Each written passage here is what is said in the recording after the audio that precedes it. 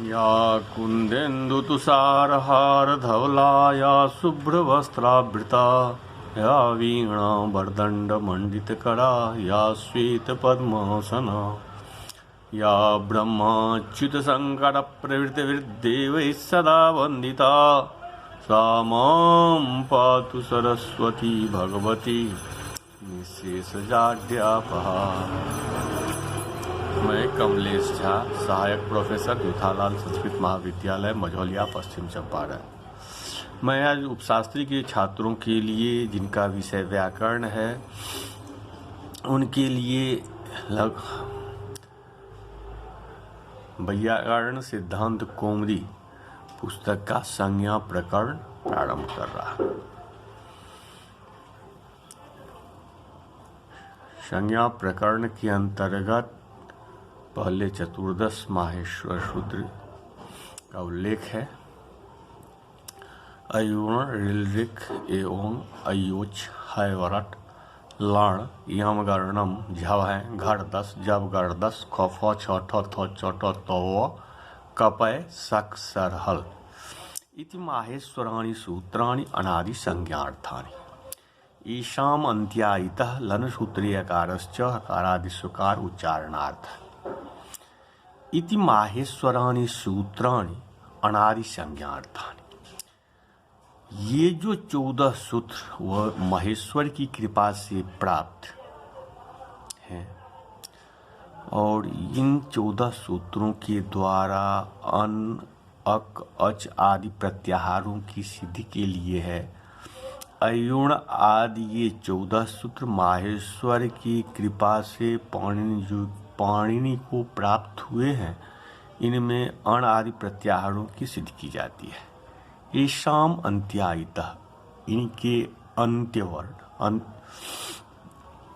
जो है सो इत संज्ञक, जैसे एवं कारणों उनकी इत संज्ञा हो जाती है। ऋ का क एवं का ङ अयोज का च इसी प्रकार से जानना चाहिए।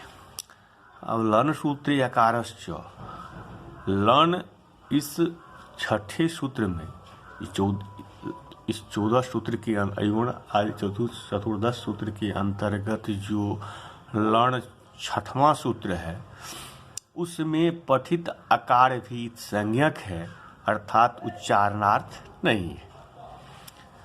हकारादिस्वकार उच्चारणार्थ, हकार आदि में पठित अकार को हकार आदि में पठित अकार तो उच्चारण के लिए है।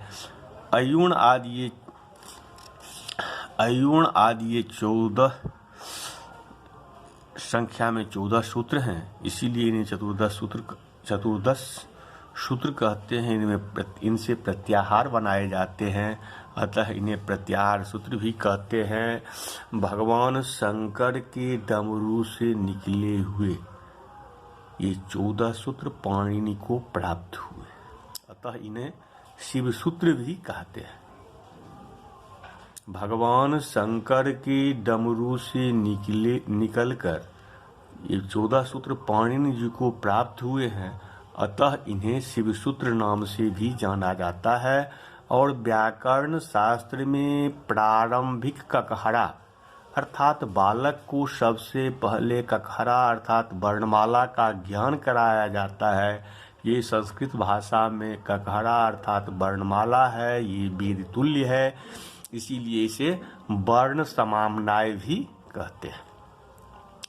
इनको अच्छी तरह से रट लेना चाहिए। इसके बाद प्रत्येक सूत्र के अंतिम अक्षरों को छोड़कर उच्चारण करने का भी अभ्यास कर लेना चाहिए, जैसे अयुण अयु, ऋलृक ऋलृ, एवं का एओ, अयोज का अयौ, हैवरट का हो यो वो रो लो, लण का लण का लो, यमगणम का यो मो गण नो,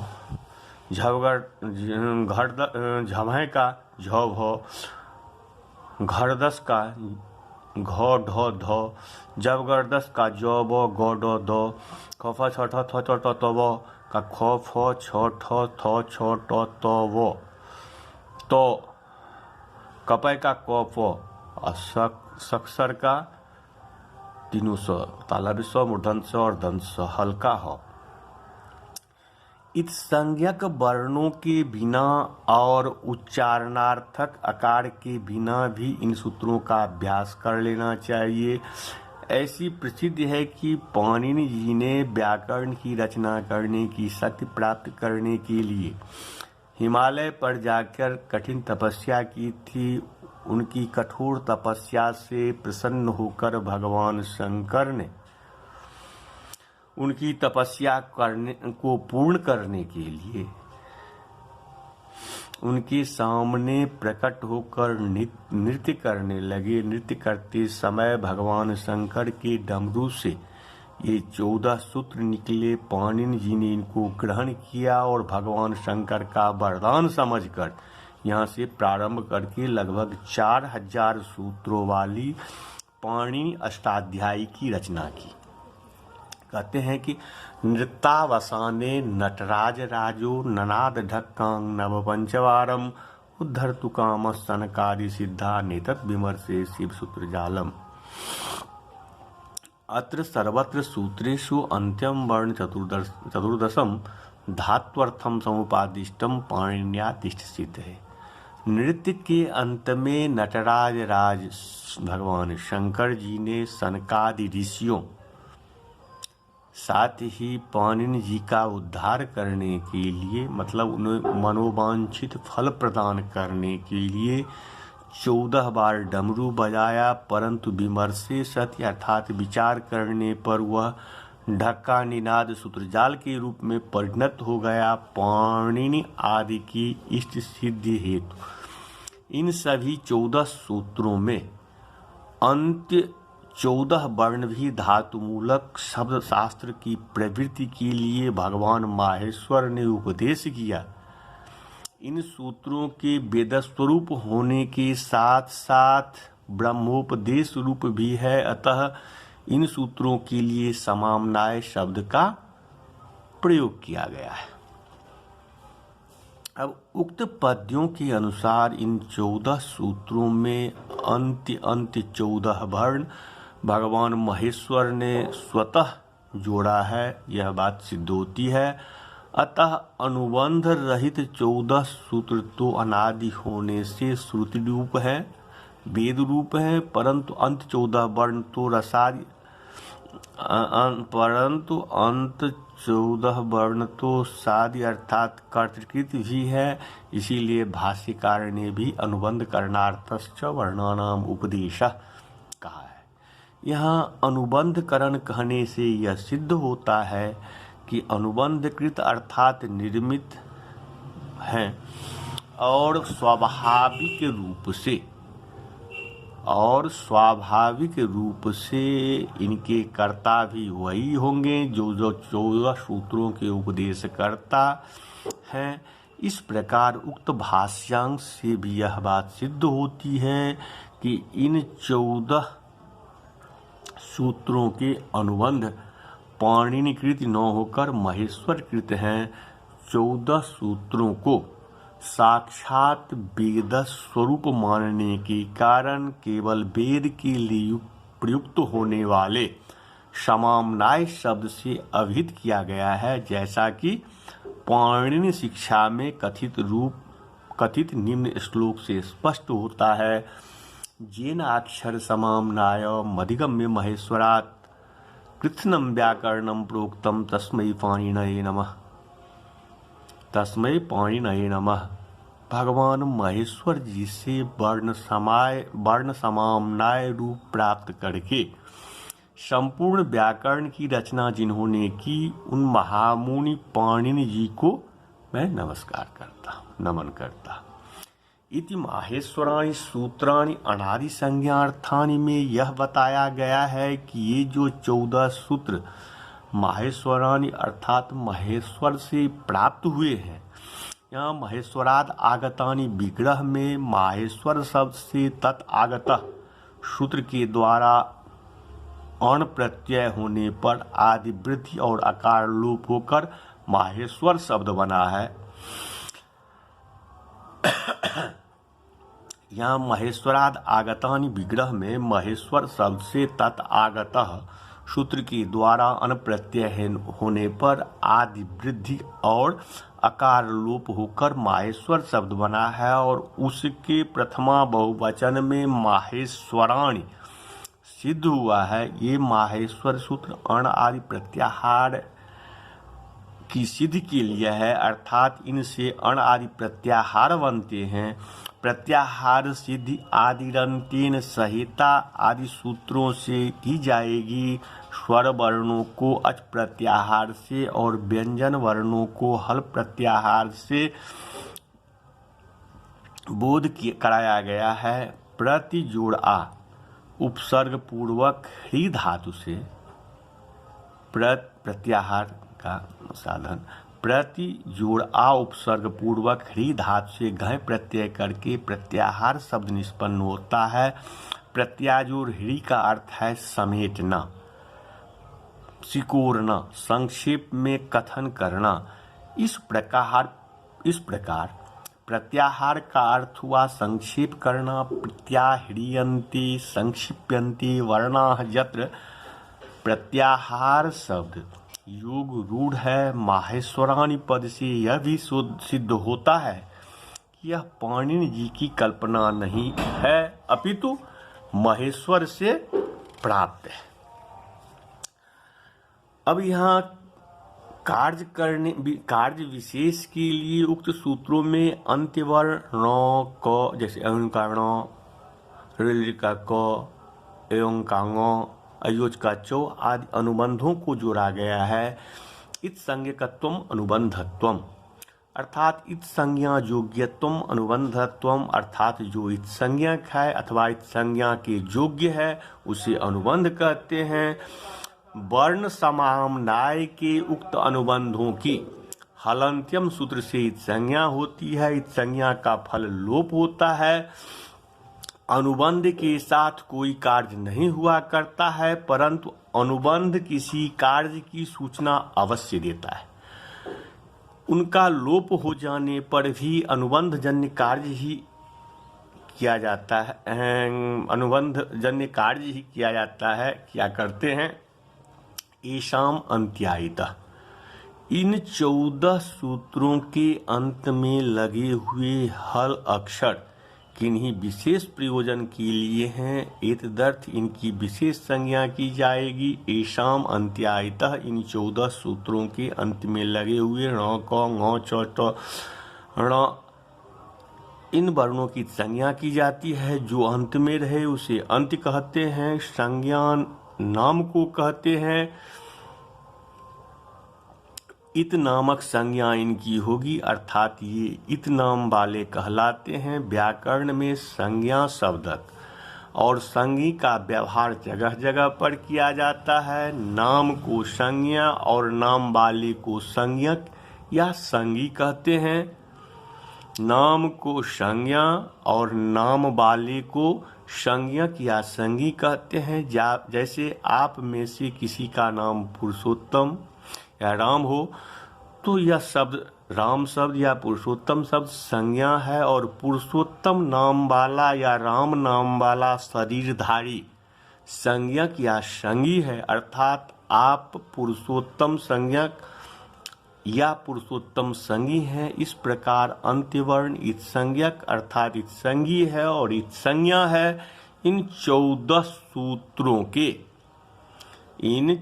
सूत्रों के अंत्य वर्णों की संज्ञा करने का फल भी प्रत्याहार बनना ही है, जिनकी प्रक्रिया आगे दिखाई जाएगी।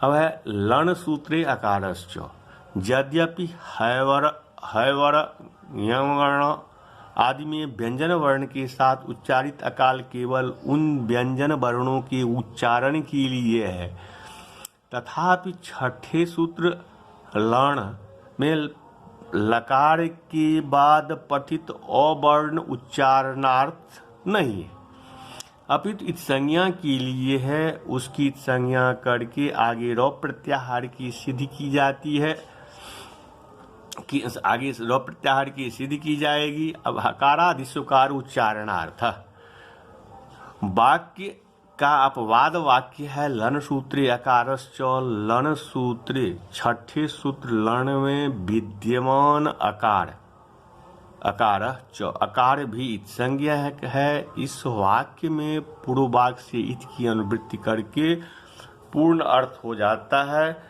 र प्रत्याहार की प्रक्रिया भी आगे बताई जाएगी। र प्रत्याहार का उपयोग उरन रफरा सूत्र में किया गया है। अब है हकारादि सुकार उच्चारणार्थ।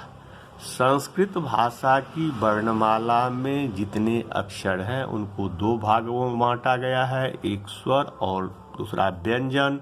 स्वर को अच और व्यंजन को हल कहते हैं। अ ई उ री ली ए ओ ऐ ओ ये स्वर हैं और क ख से लेकर ह छत्र ज्ञ तक के वर्ण व्यंजन वर्ण हैं। ये व्यंजन अर्थात हल अक्षर क ख ग घ ङ ऐसे न होकर क में हलंत लगा करके ख में हलंत लगा करके इस प्रकार से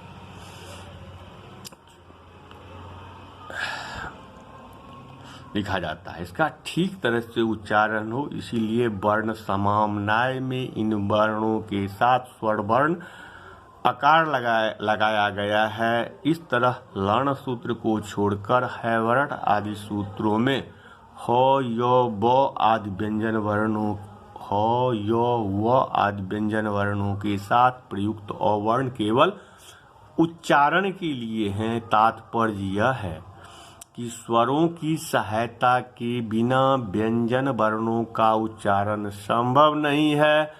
अतः पुनः पुनः ह य व र आदि में अकार का उच्चारण है, यह मानना चाहिए। उच्चैरुदात्त सूत्र के भाष्य में कहा गया है कि नान्तरे नाच्यम व्यंजनस्योच्चारणमपि भवति।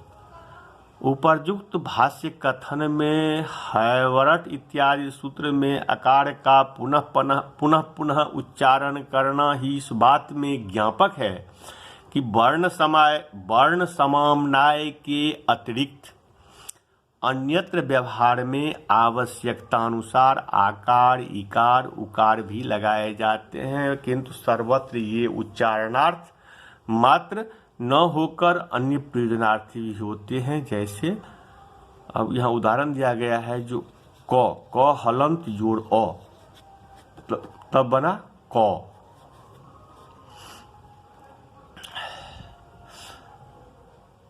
क ई की का की हम क का जो हम लोग ककहरा पढ़ते हैं, क आकार का, क जोड़ आ का, क जोड़ हर्ष ई की, क जोड़ दीर्घ ई की एवं क्रम समझना चाहिए। इस तरह से स्पष्ट हो गया है कि है वर ह य वर ल आदि में ह य वर ल के साथ अकार जोड़कर उच्चारण किया गया है। इनमें उच्चारित अवर्ण केवल उच्चारण के लिए है। जहाँ ह आदि वर्णों का प्रत्याहार आदि के माध्यम से प्रयोग होगा तो वहाँ अकार का ग्रहण नहीं किया जाता, किंतु केवल हल वर्ण मात्र ग्रहित होते हैं, लिए जाते हैं। अब है इन 14 सूत्रों को आगे अक्षर समाम्नाय, वर्ण समाम्नाय, प्रत्याहार सूत्र, शिव सूत्र आदि नामों से भी व्यवहृत किया जाएगा। अयो रिल रिक एओंग अयोच हैवरट लर्ण यम गर्णम झवाय घरदस जब गर्दस खप छठ तो चठ लव कवय सक्सरत।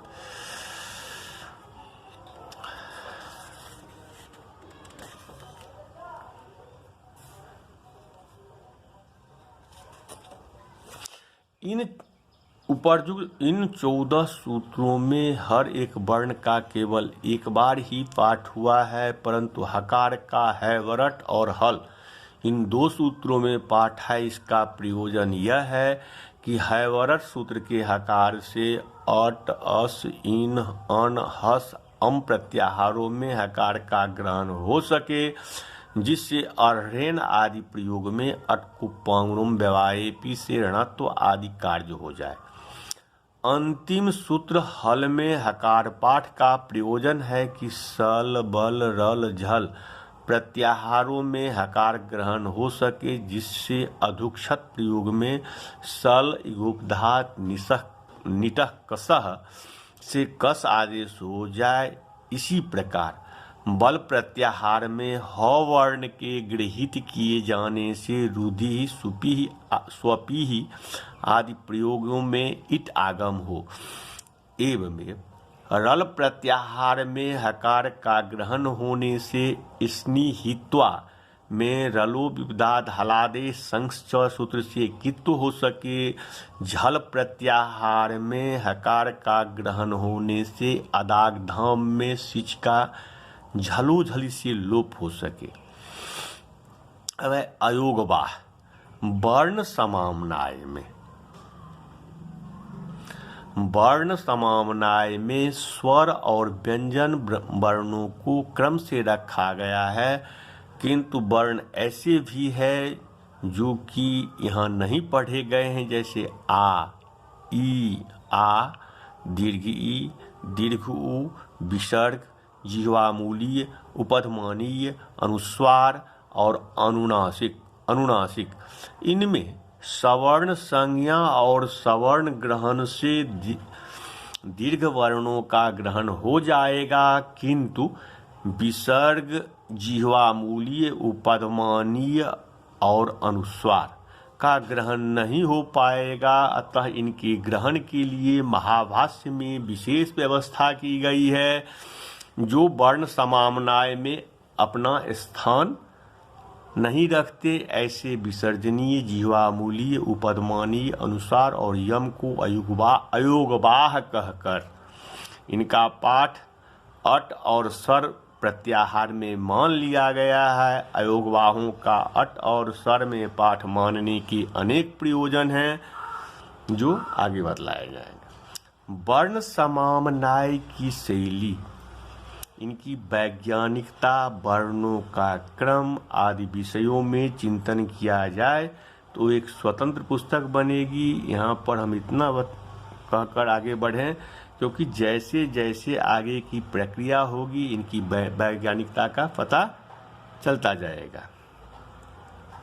अब शंका होती है कि अयोन, ऋक एवं अयोच में गुण, यण और संधि क्यों नहीं है? समाधान, इनकी स्पष्टतया बोध के लिए संधि नहीं की गई है, अन्यथा ओ ई में गुण होकर ए बन जाता और ए उ में अयादेश होकर अयुण सूत्र बन जाता। इससे संदेह होता कि वर्ण समामनाय के प्रथम सूत्र में कौन कौन से वर्ण हैं। यद्यपि व्याख्यान और आचार्य व्यवहार से ओ यू का बोध कर लिया जाता, तथापि संधि विच्छेद आदि गौरव होने के कारण स्पष्टतया प्रतिपत्ति के लिए आचार्य ने संधि नहीं की है। दूसरी बात कि ओ ई उ इत्यादि का चादिगण में पाठ होने से चादयो असत्व से प्रकृति संज्ञा होकर प्रकृत्याच नित्यम से प्रकृति भाव हो जाता है, अतः संधि नहीं है। तीसरी बात यह है कि छंदोवत सूत्राणि भवन्ति, अर्थात सूत्र छंद वेद के समान होते हैं और वेद में दृष्टानुविधि होती है। प्रत्याहार बोधक या वर्ण समामनाय सूत्रों में प्रायः संधि न करने की प्रथा देखी गई है। अब पुनः शंका होती है कि ओ यू इत्यादि सभी वर्ण अर्थवान है, अतः उनकी अर्थवत धातुरा प्रत्यय प्रातिपदिकम से प्रातिपदिक संज्ञा होने के कारण उनसे विभक्ति की उत्पत्ति होनी चाहिए, वह क्यों नहीं हुई?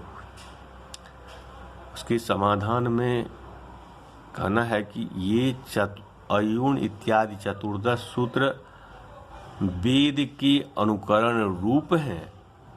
अनुकार्य और अनुकरण में अभेद विवक्षा पक्ष में अनुकरण के द्वारा अनुकार्य की उपस्थित सादृश्य मूलक होती है, किंतु अर्थवत पद उसे माना जाता है जहाँ शक्ति और लक्षणा इन दोनों में से किसी एक वृत्ति द्वारा अर्थ विषयक बोधनकता हो। सादृश्य संबंध से उपस्थिति अनुकार्य का बोधक अनुकरण में तादृश वृत्ति का अभाव होने के कारण अर्थवता नहीं मानी जाती, अतः प्रातिपदिक संज्ञा नहीं होती, फलतः विभक्ति नहीं आती। दूसरी बात, अयुण इत्यादि सूत्र हैं, पाणिनि जी को यह शब्द रूप श्रुति शब्द मात्र प्राप्त हुई है, अतः इन सूत्रों में श्रोत्रत्वात् विभक्ति नहीं आती। अब आगे पाणिनि विरचित सूत्रों का अनुशीलन प्रक्रिया अनुसार किया जा रहा है। इससे पहले सूत्रों के विषय में समझ लेना आवश्यक है। सूत्र का लक्षण है अल्पाक्षरम असंदिग्धम सारवद विश्वतो मुखम अस्तोहमनवद्यम च सूत्रम सूत्रविदो विदुः। अल्प अक्षरों से अधिक अर्थ बताने की क्षमता, संदेह रहित विषय की प्रस्तुति, सारतम प्रक्रिया सरणी, बिना रुकावट के आवश्यक सभी जगहों पर प्रवृत्ति होने की क्षमता और दोषों का अभाव होना और अनिंदनीय रहना, ये सूत्रों के 6 लक्षण हैं। व्याकरण के सूत्रों को 6 श्रेणियों में बांटा गया है, अर्थात व्याकरण के सूत्र 6 प्रकार के होते हैं। संज्ञा च, परिभाषा च, विधि नियम एव च, अतिदेशो अधिकारश्च, षड्विधम सूत्र लक्षणम। संज्ञा सूत्र, परिभाषा सूत्र, विधि सूत्र, नियम सूत्र, अतिदेश सूत्र और अधिकार सूत्र। संज्ञा सूत्र वे सूत्र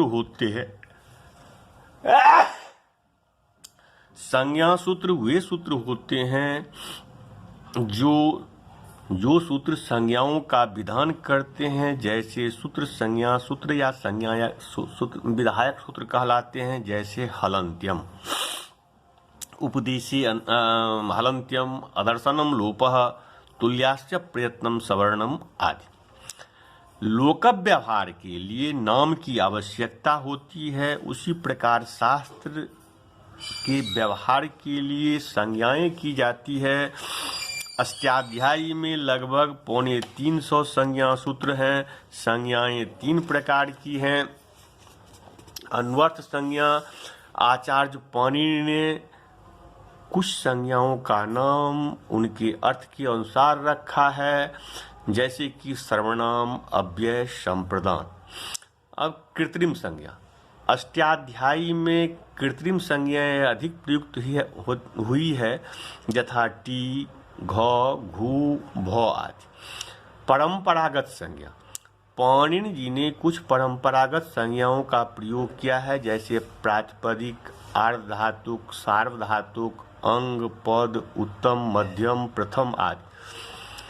इसके साथ ही आचार्य ने व्याकरण परंपरा के प्रति आदर भाव रखते हुए पूर्वाचार्यों की संज्ञाओं को ज्यों के त्यों ही स्वीकार कर लिए हैं, जैसे कि प्रथमा, द्वितीया आदि।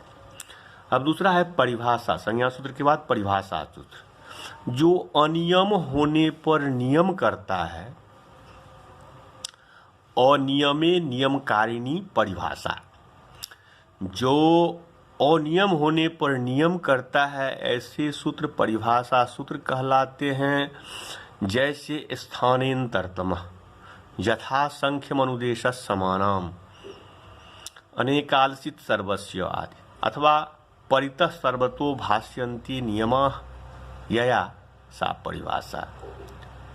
परितः सर्वतो भाष्यन्ति नियमा जया सा परिभाषा, अर्थात जिसके द्वारा नियमों को स्थिरता की जाए, नियमों को स्थिर की जाए, उसे परिभाषा कहते हैं। परिभाषा सूत्र को निर्णायक सूत्र भी कहते हैं। परिभाषा सूत्रों के साथ मिलकर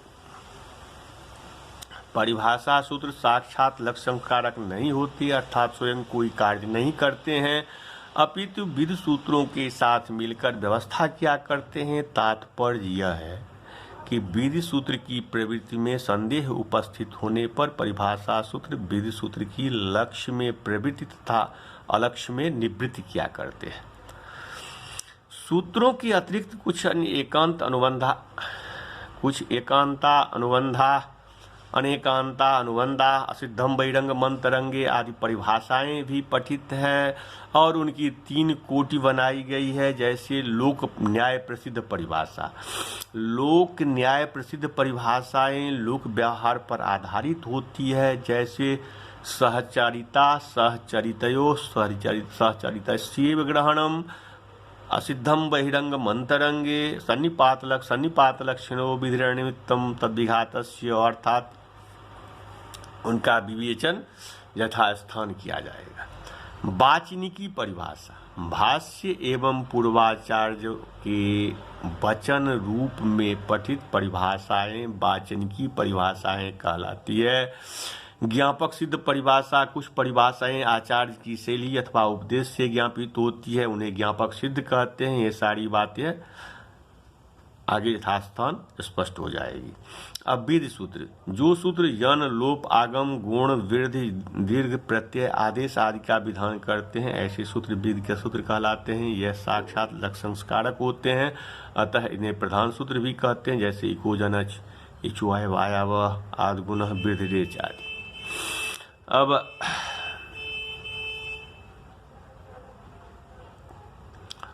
नियम सूत्र, किसी सूत्र के द्वारा कार्य सिद्ध होते हुए उसी कार्य के लिए यदि किसी अन्य सूत्र को पढ़ा गया हो और वह सूत्र नियम सूत्र कहलाता है। सिद्धे सत्यारंभ मानो विधिर नियमाय भवति, अर्थात किसी कार्य के सिद्ध होने पर भी पुनः उसी का विधान करने से एक विशेष नियम का संकेत उससे प्राप्त होता है।